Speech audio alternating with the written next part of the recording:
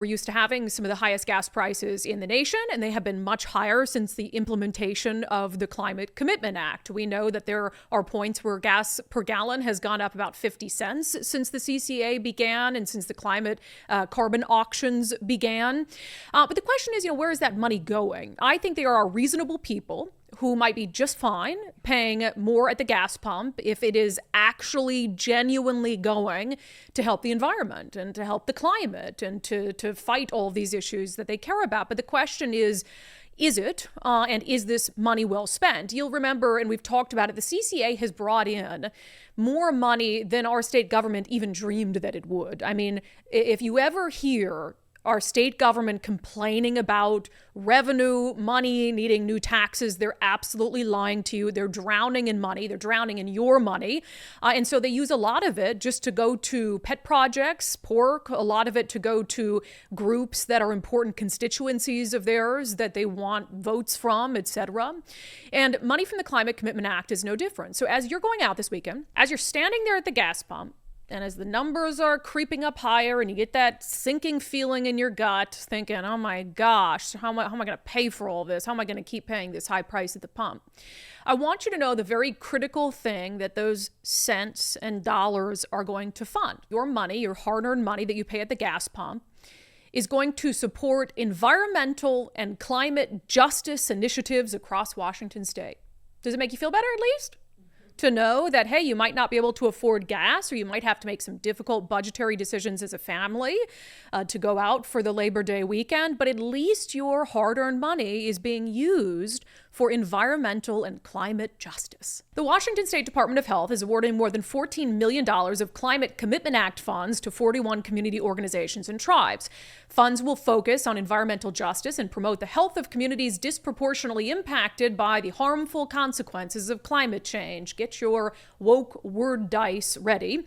Through the Climate Commitment Act, we are putting frontline communities at the heart of our climate justice initiatives. By funding projects that prioritize the voices and experiences within communities, we are addressing immediate environmental health impacts related to climate change while also building lasting relationships based on trust and mutual respect. So, okay, about $14 million. And again, remember, the Inslee administration doesn't want you to call this a tax, but that is what it is. It is a tax. It's a hidden gas tax that we're going to repeal in November, right? We're going to vote yes, pay less. But essentially, you have these polluters who have to buy carbon credits at an auction, and the cost of those directly correlates to the cost then at the gas pump. So you're paying them and they're paying the government. So it is a tax on you, right? So $14 million in this latest round of grants going to help with environmental justice initiatives. Let's take a look at a little bit of the breakdown here. So some of these grants are going to be doled out as part of something called the Climate and Health Adaptation Initiative Community Capacity Grant Program. Great.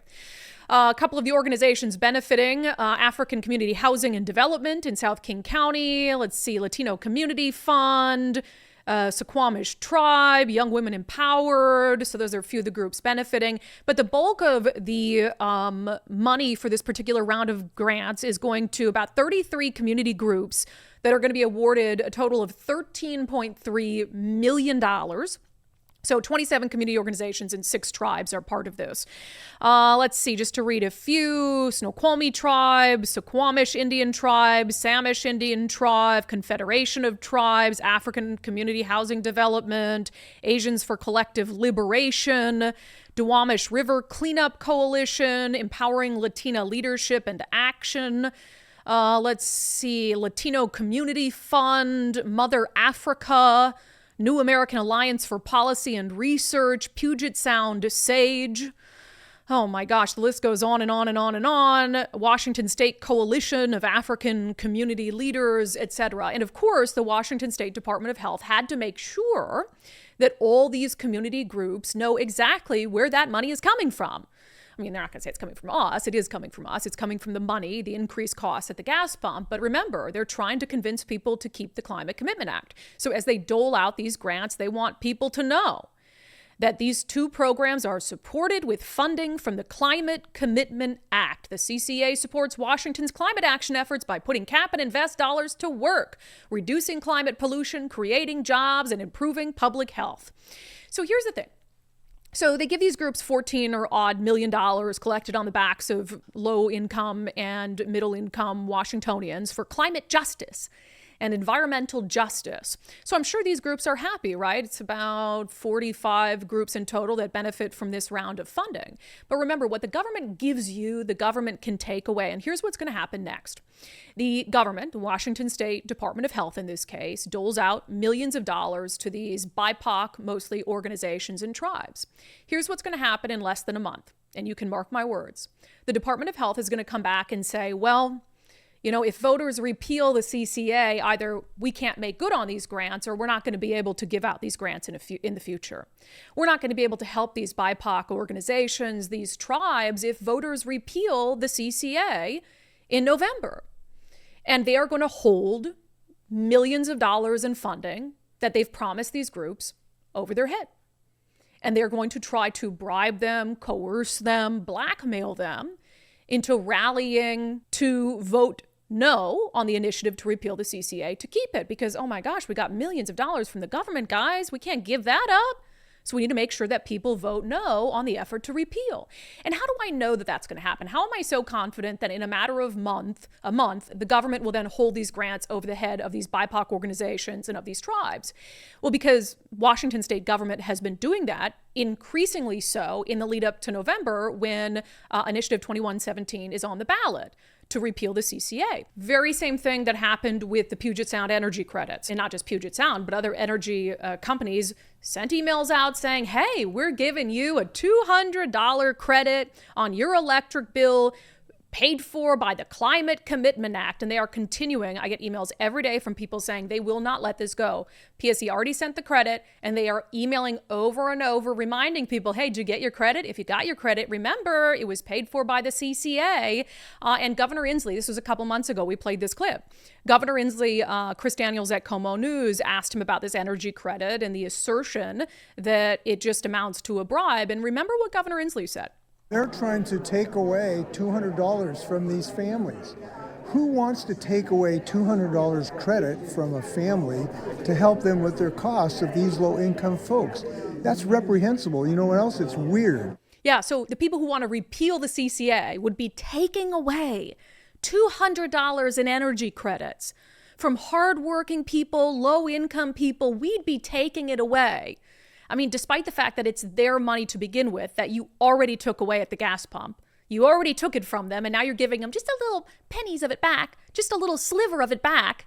And man, if big, bad, scary people want to repeal the CCA, then you're taking that money away. And that's how it's going to be framed with these health grants for funds to support environmental and climate justice. Again, mark my word, in the next couple of months, the Department of Health will come out, Governor Inslee will come out and say the same thing he just said there about the energy credits. It is cruel to take these grants away from these community organizations who need them for environmental justice and climate justice. And it would be cruel and, what do you say, weird. It would be weird to take that money away from them. So it's very transparent what's happening here. They are giving out these funds. They're promising cities like Bremerton, oh, that bridge project you need? Yeah, we'll give you some CCA money, but then they're going to hang it over their heads. They're going to say, well, unless it's repealed, even though they already have all this money, right? They've brought in more money through the CCA in the last year than they ever anticipated. And so it's not as if we repeal the CCA in November, that this money that they're pushing out in grants, that they're pushing out in energy credits, that they promise cities like Bremerton, it's not like it just vanishes or that they give it back to us. They're not giving that money back to us if the CCA is repealed. They're keeping it. So they have the money to make good on these things, but they still want to use it as leverage. They want to use it as a bribe, and they want to use it to scare people into voting no on Initiative 2117 in November. And it's our task not to fall for it and not to let our friends and our family members fall for it. So again, when you're filling up your gas tank this weekend, when you're at the pump and you're paying some of the highest gas prices in the nation, and you're watching the number tick up, $50, $60, $70, $80 plus, I want you to stand there and I want you to remember that that money, your hard-earned money, is going to pay for environmental and climate justice initiatives.